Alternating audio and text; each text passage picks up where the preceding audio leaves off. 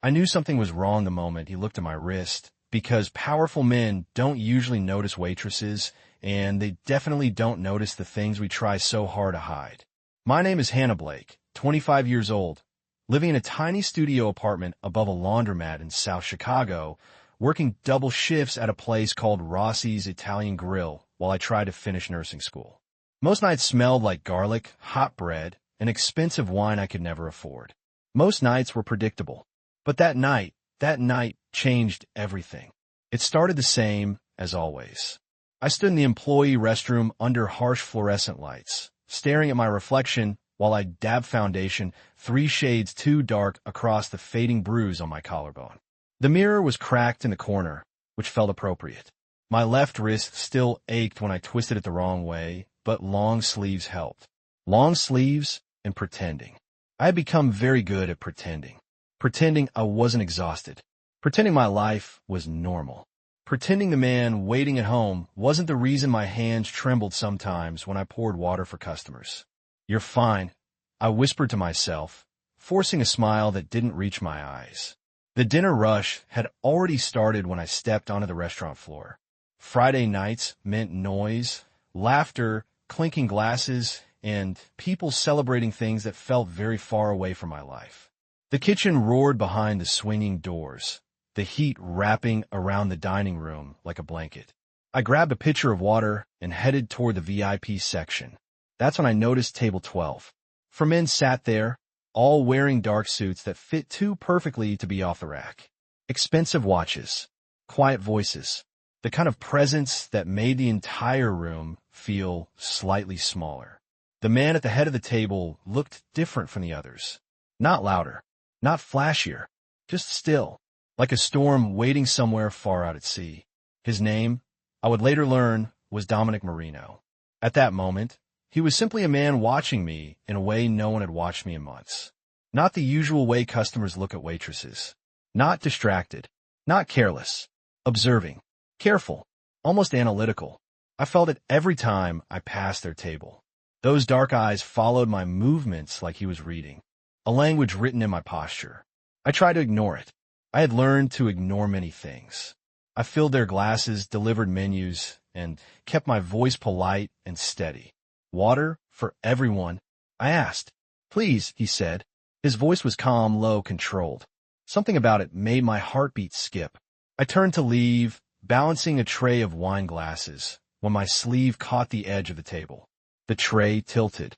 My balance shifted. For a split second, the room felt like it tipped sideways. A hand shot out and caught my elbow before the glasses could fall. Strong, steady, careful. Dominic Marino. "Easy," he said quietly.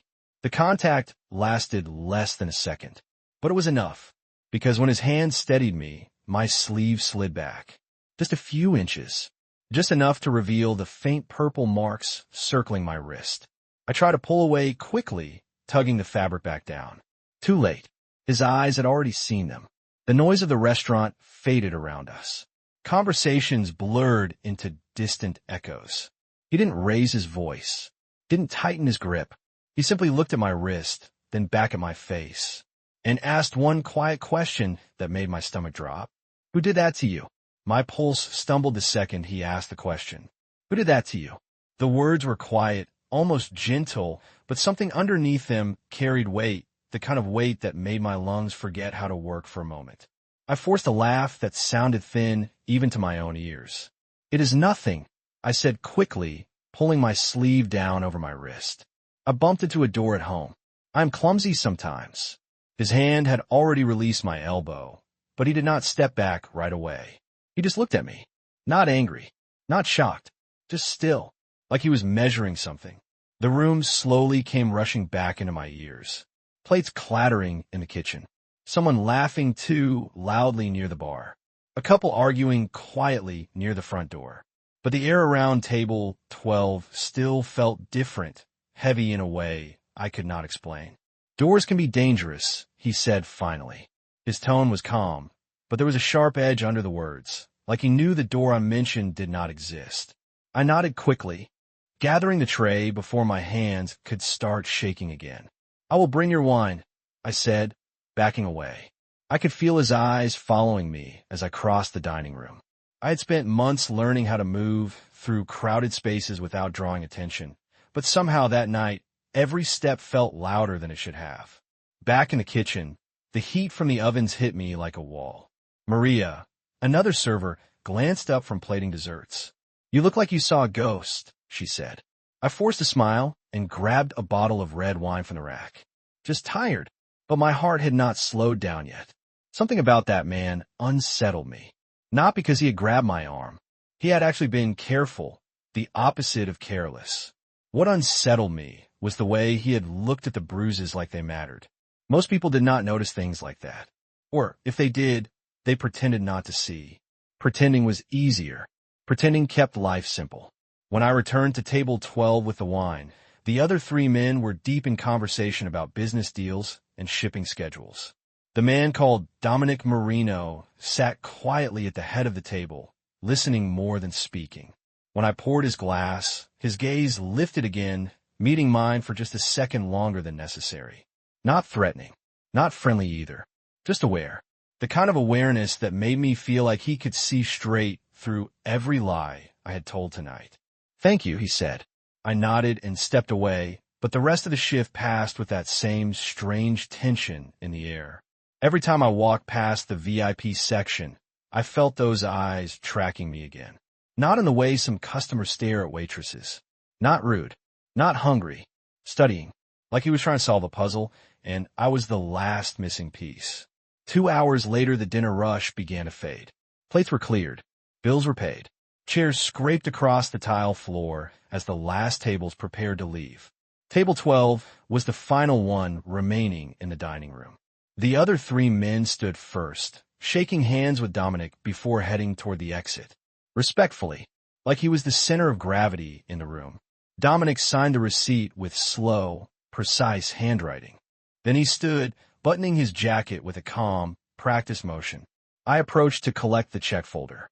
That was when I saw the tip. 5 crisp $100 bills sat folded neatly beneath the receipt. My breath caught. That was more money than I usually made in 2 full shifts. Under the cash was a simple business card. Black, minimal, heavy paper. Dominic Marino's name was printed across the front in silver lettering. I looked up confused. He was already standing beside the table. "In case you ever need help with those doors," he said quietly. My stomach tightened again. "I'm fine," I replied quickly. His eyes held mine for 3 long seconds. He did not argue, did not smile. He simply nodded once, like he had already decided something without my permission. "Be careful walking home tonight, Miss Blake," he said. Hearing my last name made the air leave my lungs. I had never told him that. Before I could ask how he knew it, he turned and walked toward the exit. The dining room doors opened. Cool night air slipped inside for a moment. Then he was gone, and, for some reason I could not explain, the restaurant suddenly felt much quieter than before. I stood there for a moment after the doors closed behind him, the black business card still resting in my hand like it weighed more than paper should. Dominic Marino. The silver letters caught the light from the dining room chandelier as I turned it over slowly. There was nothing on the back, just his name on the front and a phone number beneath it. No company logo, no title, just a name that somehow felt heavier the longer I stared at it. "Hannah," Maria called from across the room. "Are you going to frame that tip or help me close the place?" I blinked and quickly slipped the card into the apron pocket at my waist before gathering the cash and the receipt folder. "Coming," I said, forcing my voice back to normal. The next 20 minutes passed in the quiet routine that always followed the dinner rush. Chairs stacked, tables wiped down, the kitchen vents humming as the cooks shut down the stoves one by one. But my mind kept drifting back to the moment at the table. The way Dominic had looked at my wrist. The way he had said my last name like he had known it before tonight. That part bothered me more than anything else. I had not told him my name. None of the other servers had either. Yet he had said it without hesitation. By the time I tied up the trash bags and grabbed my coat, the restaurant was nearly empty. Marco locked the front door behind the last customers while Maria counted tips near the bar. "You walking home again?" she asked. I nodded. "It is only 6 blocks. Still," she said quietly, "text me when you get there." I promised I would and stepped outside into the cool Chicago night. The air smelled faintly like rain and car exhaust. Streetlights stretched down the block in long yellow lines, reflecting off damp pavement. My apartment sat a little over half a mile away. Usually the walk helped clear my head after a long shift. Tonight my thoughts were louder than the traffic. I kept replaying the conversation in my mind. Who did that to you? The calm certainty in his voice. The way he had not believed my answer, even for a second. I shoved my hands into my coat pockets and walked faster. The neighborhood was quiet at this hour. A convenience store on the corner glowed under fluorescent lights. A bus rumbled past 2 blocks away. Everything felt normal, until I turned the corner onto my street. A familiar car sat parked near the curb outside my building. My stomach tightened immediately. Tyler's dark blue sedan leaned slightly toward the sidewalk like it always did, because of the uneven suspension he never bothered to fix. The driver door opened before I even reached the steps. Tyler stepped out and closed it behind him. "There you are," he said, walking toward me with a forced smile that never quite reached his eyes. I stopped a few feet away, my shoulders stiffening automatically. "I finished work late," I said carefully. "You know that." "You did not answer your phone," he replied, his tone light but tight around the edges. "I called 4 times. I pulled my phone from my pocket and held it up. The battery died." That part was actually true. Tyler studied my face for a moment. Then his eyes dropped to the restaurant apron still tied around my waist. "Busy night?" he asked. "Yes." For a second, neither of us moved. Cars passed at the end of the street. Somewhere nearby a dog barked once, and then went quiet. Finally he exhaled and stepped aside toward the entrance of the building. "Come on," he said. "Let's go inside. We should talk." The word talk sat heavy in the air between us. I nodded slowly and moved past him toward the front door, my fingers tightening around the keys in my hand. But as I reached the steps, something strange caught my attention across the street. A black sedan sat parked beneath the streetlight on the opposite curb. Its windows were dark. The engine idled softly, barely louder than the wind. And, for a brief moment, I could have sworn someone inside that car was watching us. I hesitated on the steps for a second longer than necessary, my eyes drifting back toward the black sedan across the street. The engine was still running, a low, steady hum under the streetlight. The windows were dark enough that I could not see inside, but something about the car made my stomach twist with a strange sense of awareness, like the quiet moment when you realize someone has been watching you for longer than you thought. "Hannah," Tyler said behind me, his voice sharper now. "What are you looking at?" I blinked and turned back toward the door of the building. "Nothing," I said quickly, sliding the key into the old metal lock. The door creaked open with a familiar tired sound it had made every night for the past year. The hallway inside smelled faintly like detergent and old carpet. Tyler stepped in behind me, and the door closed with a heavy click that echoed down the narrow corridor. I climbed the stairs toward the second floor, feeling his footsteps behind me with each step. The stairwell light flickered once above our heads, then steadied. When we reached the landing outside my apartment, I unlocked the door and pushed it open. My place was small. One room with a narrow kitchen against the wall, a couch that folded out into a bed, and a small table under the window. It was not much, but it was mine. Tyler walked in slowly, glancing around like he was inspecting something that belonged to him. "You got home later than usual tonight," he said casually. I hung my coat on the back of the chair and untied my apron. "It was busy." He nodded slowly, pacing once across the room before stopping near the table. "Funny thing," he continued. "I stopped by the restaurant earlier. Around 9. My hands paused halfway through folding the apron. "You did?" "Yes." His eyes lifted to mine. "But you were not there yet." My heart skipped once. "I was in the kitchen," I said. "Friday nights are chaotic." Tyler studied me carefully, like he was searching for something beneath my words. I had learned to keep my voice calm during moments like this. Calm kept things quiet. Quiet kept the night from getting worse. "You worry too much," I said softly. "I am here now." For a moment the tension in his shoulders eased. He exhaled and leaned against the counter. "I just did not like the idea of you around strangers all night," he said. "You know how men look at waitresses." I forced a small smile. Most of them just want their food. He did not laugh. Instead, his eyes drifted toward the apron in my hands. You make good tips tonight? He asked. Enough, I replied. I moved to the table and set the folded apron down, careful not to let the business card fall out of the pocket. But Tyler noticed the cash before I could move it. 5 crisp $100 bills rested beside the receipt folder.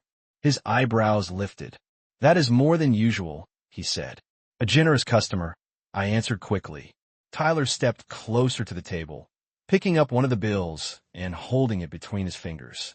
Generous, he repeated. His gaze lifted slowly back to me. What kind of customer leaves $500 for a waitress? I swallowed and tried to keep my expression steady. Someone's celebrating something. The silence that followed stretched longer than I liked. Finally, Tyler set the bill back down and stepped away from the table. Well, he said after a moment, I am glad your night was profitable. He ran a hand through his hair and moved toward the window, glancing out at the dark street below.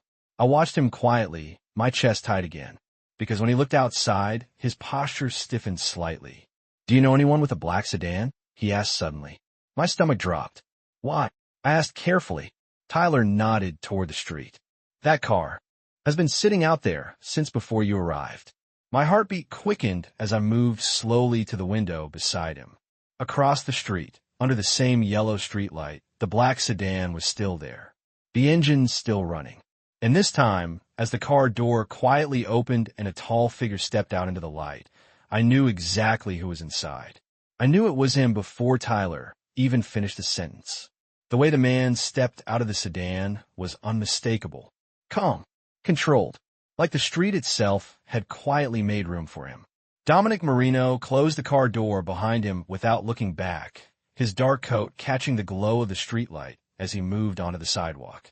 Even from a second-floor window, I could recognize that stillness again, the same quiet gravity that had filled Table 12 earlier that night. Tyler leaned closer to the glass. Do you know him? He asked. My throat felt suddenly dry. No, I said carefully. Tyler watched the street for another second, his eyes narrowing slightly. Dominic did not look up at the building. He did not wave. He did not call out. He simply stood beside the sedan, hands in the pockets of his coat, as if he had all the patience in the world. That was somehow worse. Tyler straightened and turned toward me. That guy has been sitting out there for a while, he said. He said you do not know him. I do not, I replied. The lie felt thin in the air between us. Tyler studied my face again, the same quiet suspicion creeping back into his expression. I forced myself to walk calmly away from the window and toward the small kitchen counter. Maybe he is waiting for someone else in the building, I said. Tyler did not answer immediately. I could feel his gaze following me across the room. Finally, he shrugged slightly. Maybe, but he did not sound convinced. He walked back toward the table where the tip still rested beside my folded apron. His fingers tapped once against the wood surface as he thought. You said someone left that tonight, he said. Yes, a man. My stomach tightened. It was a table, I answered. Several people. Tyler nodded slowly, but his attention drifted back toward the window again. Outside, Dominic had not moved much. He had taken a few steps along the sidewalk, then paused near the streetlight as if he were considering something. The street remained quiet except for the occasional car passing at the far end of the block. I do not like this, Tyler muttered. What do you mean? I asked. People do not just sit outside buildings at midnight for no reason. His voice carried that same tight edge again, the one that made my shoulders tense without thinking. I folded my arms loosely, trying to keep my breathing steady. You are overthinking it. Tyler looked at me for a long moment, then walked back toward the door. I'm going to take a look, he said. My heart skipped. You do not have to do that. He gave a short laugh. Relax, Hannah. I'm just going downstairs. I stepped forward instinctively. Tyler, it is late. Just let it go. But he was already grabbing the door handle. If some guy is watching this building, I want to know why. The door opened, and the hallway light spilled across the floor. Tyler stepped out, pulling the door closed behind him before I could say anything else. For a moment, I stood frozen in the middle of the room, listening to his footsteps move down the stairwell. One step, then another. My chest felt tight.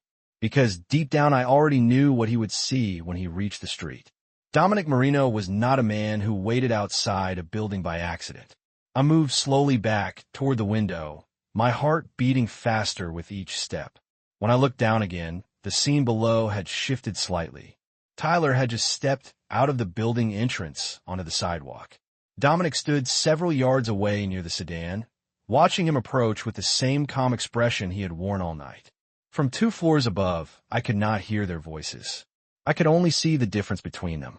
Tyler moved with restless energy, shoulders tense, hands gesturing as he spoke.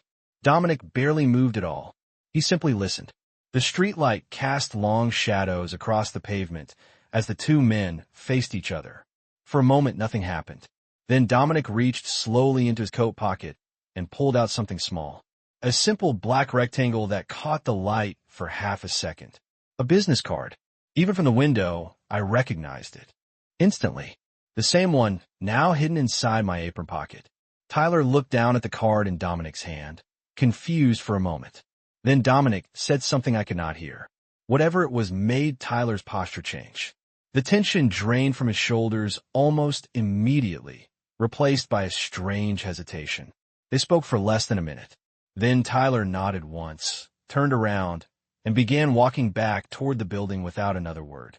Dominic slipped the card back in his pocket, stepped into the sedan, and the engine hum grew louder for a second before the car pulled smoothly away from the curb. By the time Tyler reached the apartment door again, the black sedan had already disappeared at the end of the street. When he stepped back inside the apartment, his expression looked different. Quieter, almost uncertain. Who was it? I asked carefully. Tyler hesitated before answering. Then he shook his head slowly. Just a guy who had the wrong address, he said. But something in his voice told me that was not the truth. Tyler closed the apartment door behind him and stood there for a moment like he was still trying to decide what had just happened outside. The silence stretched across the small room. I watched him carefully, searching his face for the same anger that usually followed moments like this, but it was not there. Instead, he looked unsettled. Not scared exactly, just uncertain in a way I had never seen before. So he had the wrong address, I said slowly. Tyler rubbed the back of his neck and walked past me toward the kitchen counter. That is what he said.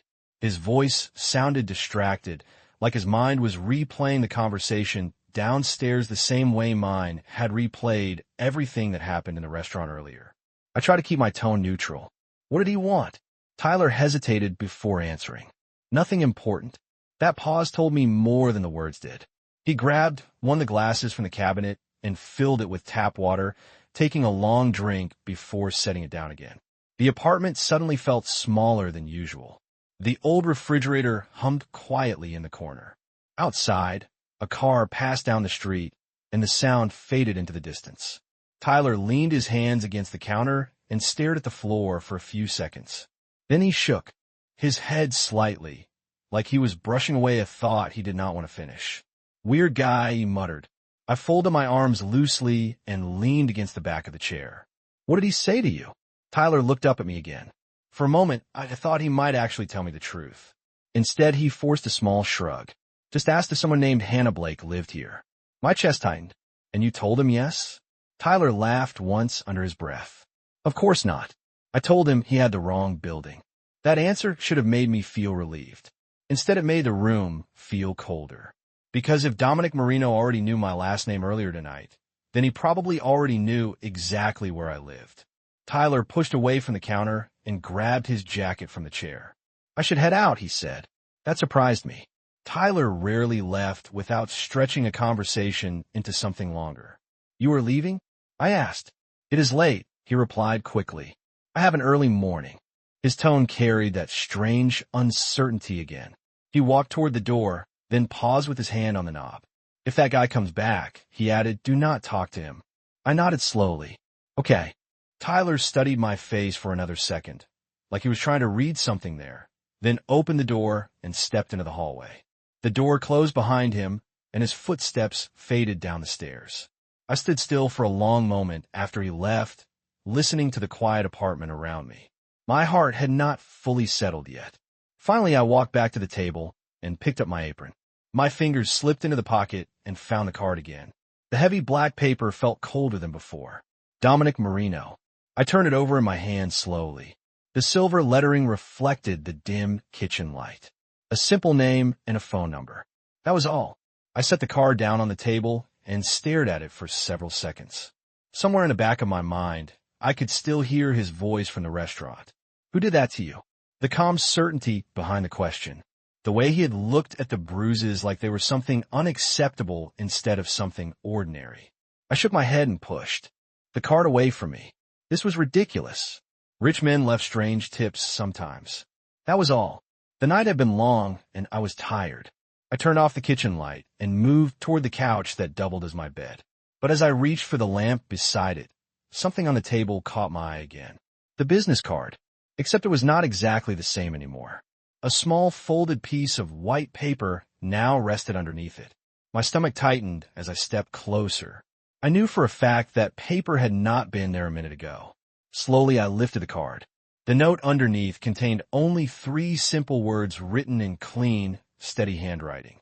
Eat, sleep, heal. I stared at the message for a long time, my pulse quietly picking up speed again, because I had locked the apartment door after Tyler left. And that meant only one thing. Dominic Marino had not guessed my address tonight. He had known it all along. For a long moment, I just stood there staring at the note, my fingers still holding the business card above it. Eat, sleep, heal.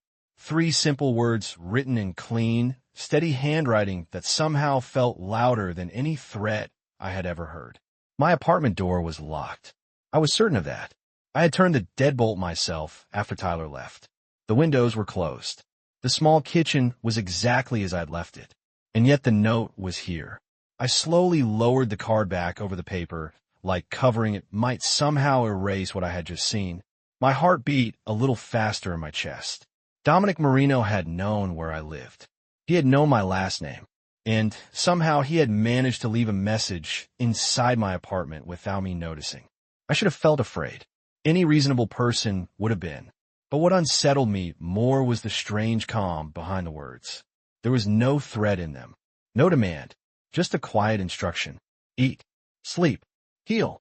I exhaled slowly and sat down at the small table, running my fingers over the edge of the card again. I tried to convince myself that there had to be some simple explanation. Maybe Tyler had slipped the note there as some kind of strange joke. But the handwriting did not look like his. Tyler's writing was sloppy and rushed. These letters were careful, deliberate, like the person who wrote them never wasted movement, just like the man who had stood under the streetlight outside. I leaned back in the chair and looked around the apartment again. The quiet pressed in around me. The refrigerator hummed softly. Somewhere in the building a television murmured through a thin wall. Everything looked exactly the same as it had every other night, but something about the air felt different now. Like the world outside my tiny apartment had suddenly grown much larger than I realized. My eyes drifted back to the note again. Eat, sleep, heal. The words repeated in my mind until I finally stood up and walked to the kitchen cabinet. I had not eaten since the early afternoon. The dinner rush at the restaurant had swallowed the evening before I could even think about food. I opened the refrigerator and stared inside. Half a carton of eggs, a bottle of orange juice, some leftover pasta from 2 nights ago. Nothing fancy, just enough to get through the week. For a second, I almost laughed quietly to myself. Somewhere in the city, a man who wore tailored suits and left $500 tips was apparently worried about whether I was eating dinner. The thought felt absurd, and yet I cracked 2 eggs into a pan anyway. While they cooked, I found myself glancing toward the front door again and again, listening, waiting, but the hallway outside remained silent. No footsteps, no voices, no sign that anyone had been here at all. When the eggs were finished, I sat down at the table and forced myself to eat slowly. The warmth of the food helped settle my stomach a little.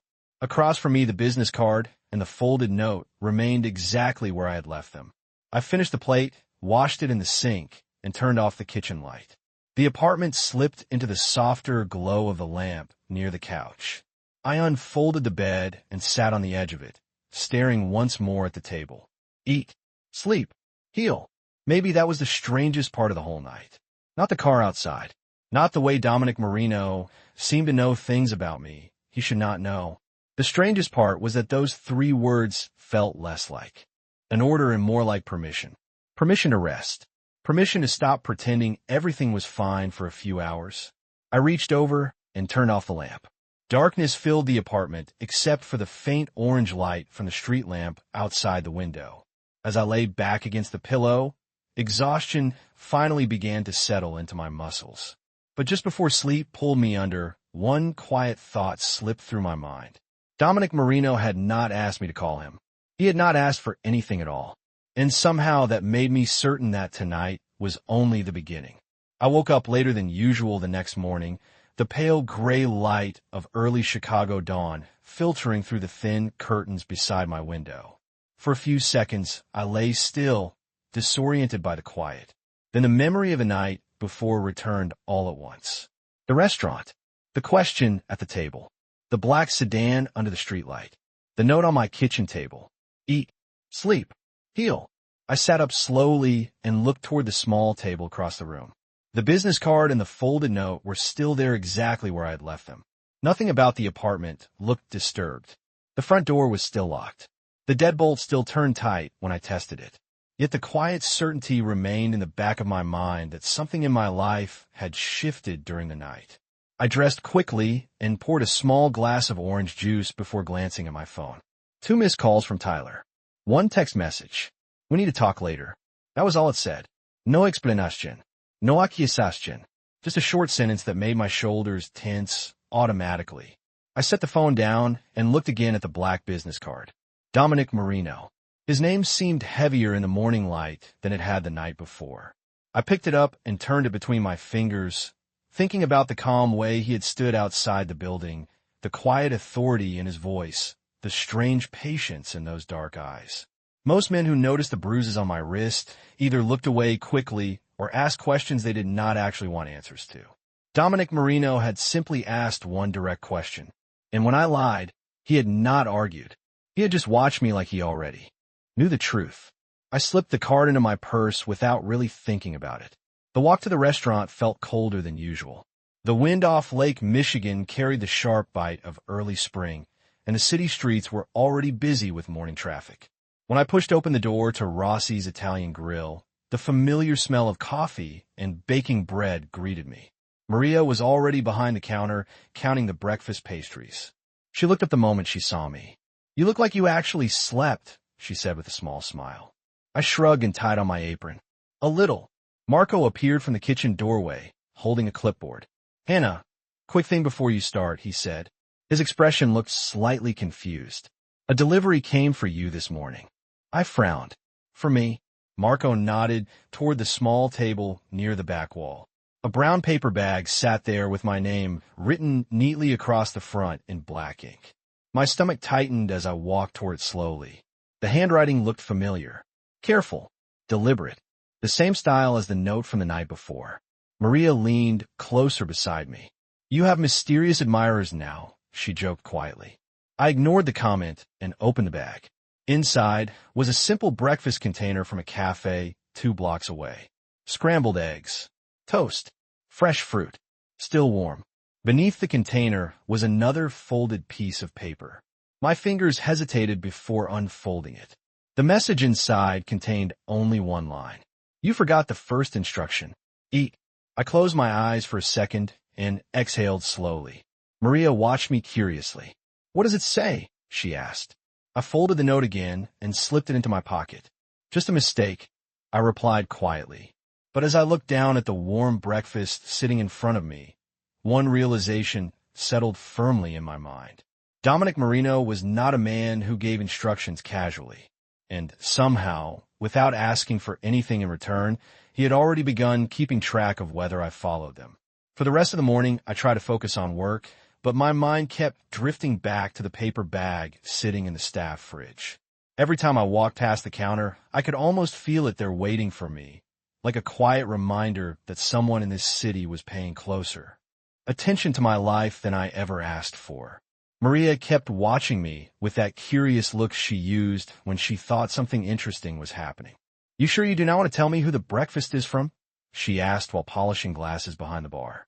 I forced a small smile. It is probably just a delivery mistake. She raised one eyebrow, but did not press the subject further. The lunch rush came quickly after that. Plates clattered. Orders were shouted through the kitchen window. Customers filled the dining room with the same familiar noise that usually helped me forget everything else. But sometime around 2 in the afternoon, I noticed something strange. Tyler had not called again. That alone was unusual.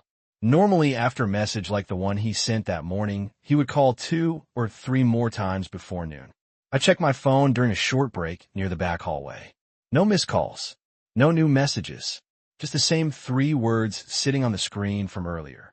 We need to talk later. I slipped the phone back into my pocket and tried to ignore the uneasiness growing in my chest. By late afternoon, the dining room quieted again. The sunlight outside softened into the pale gold color that meant evening would arrive soon. Marco was reviewing the reservation list near the host stand when the front door opened. At first, I did not look up. Customers came and went all day. But then Maria suddenly stopped moving beside the espresso machine. The room felt a little quieter than usual. Something about that silence made my attention lift automatically. Dominic Marino stepped inside the restaurant like he had never left. The same dark coat. The same calm posture that seemed to bend the room around him without effort. 2 men stood several steps behind him near the entrance, both wearing tailored suits and watching the dining room with quiet focus. Dominic's eyes moved across the room once before settling directly on me. My heartbeat skipped the same way it had the night before. He walked toward the table near the window, the one he had occupied yesterday evening, and sat down without looking at the menu. Marco hurried over to greet him, suddenly polite in a way I had never seen before. Their conversation lasted only a few seconds before Marco nodded quickly and glanced toward me. "Hannah," he called. "Table 12. Maria leaned closer as I picked up a water pitcher. "Your mysterious breakfast guy just came back," she whispered. I tried to keep my voice steady. I'm sure it is not that simple. But my hands felt slightly warmer as I approached the table. Dominic Marino watched me the entire time I crossed the room. Not impatient, not demanding, just present. When I reached the table, I set the water glass in front of him carefully. "Good afternoon," I said. "What can I bring you today?" Dominic did not answer immediately. His eyes moved briefly to my wrist where the sleeve of my uniform covered the fading bruise. Then he looked back up at my face. "Did you follow the instructions?" he asked quietly. I felt a faint warmth rise in my cheeks. "I åt breakfast," he replied. The corner of his mouth lifted just slightly. Not quite a smile, more like approval. He reached into the inside pocket of his coat and placed something small on the table between us. A folded envelope. My name was written across the front in the same careful handwriting I had already seen twice. Hannah Blake. My fingers hesitated above it. "What is this?" I asked softly. Dominic leaned back in his chair, his voice calm enough that only I could hear it over the distant sound of the kitchen. "A solution," he said. I opened the envelope slowly. Inside was a single sheet of paper. A rental agreement for a small apartment across the river. 1 bedroom. Fully paid for 6 months. My breath caught. While I looked back up at him, Dominic Marino was watching me with the same steady gaze as before. "No one should have to heal in the same place that caused the damage," he said quietly. For a long moment I could not find any words at all, because for the first time since the night before, I understood something clearly. Dominic Marino had not appeared in my life by accident, and whether I accepted his help or not, he had already decided that the story of my life was about to change.